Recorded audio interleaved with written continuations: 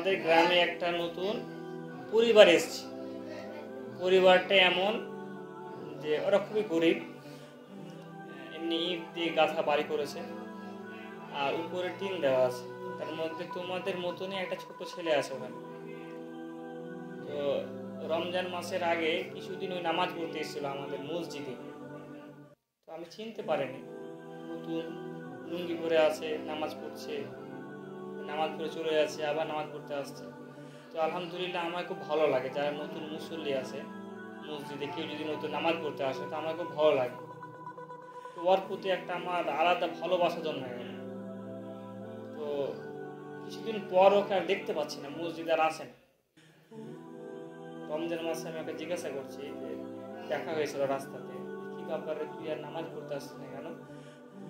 তখন বলছে যে তোমাদের নামাজের সঙ্গে আমাদের নামাজ আর মিল খায় না। দেখা গেছে নামাজ কিরকম মিল খায় না, যে তোমরা পায়ে পা ঠেকাও না, তারপর কাঁধে কাঁধ ঠেকাও না, পায়ে পা ঠেকাতে গেলে পা টেনে লাই, তার লেগে আমার মিল খায় না, ভালো লাগে নামাজ পড়তে।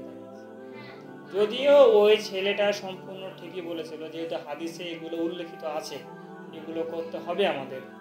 হযরত মুহাম্মদ যখন করে গেছেন আমাদের করতে হবে, হাদিসেও আছে এগুলো।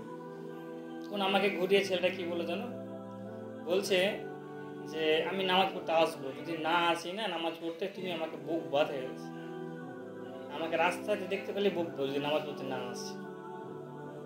মানে একটা ছোট ছেলে, মানে তার ভিতরের আকর্ষণ কতটা দেখছো মসজিদের প্রতি বা নামাজের প্রতি বা আল্লাহর প্রতি।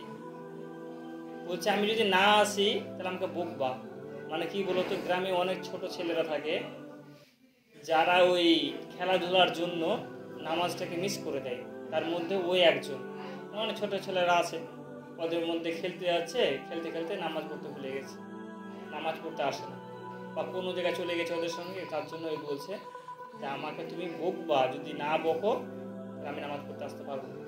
আমাকে যখনই দেখবা তখনই বকবা, তুই নামাজ পড়তে আসছিস না কেন। তো এই কথাটা শোনার পর আমি অবাক হয়ে গেলাম। সত্যি একটা ছোট ছেলে, আলহামদুলিল্লাহ ওই ছেলেটা আল্লাহ ওকে হৃদয় দান করুক, বড় হয়ে ওই ভালো কিছু করুক, ইসলামের প্রতি আসুক।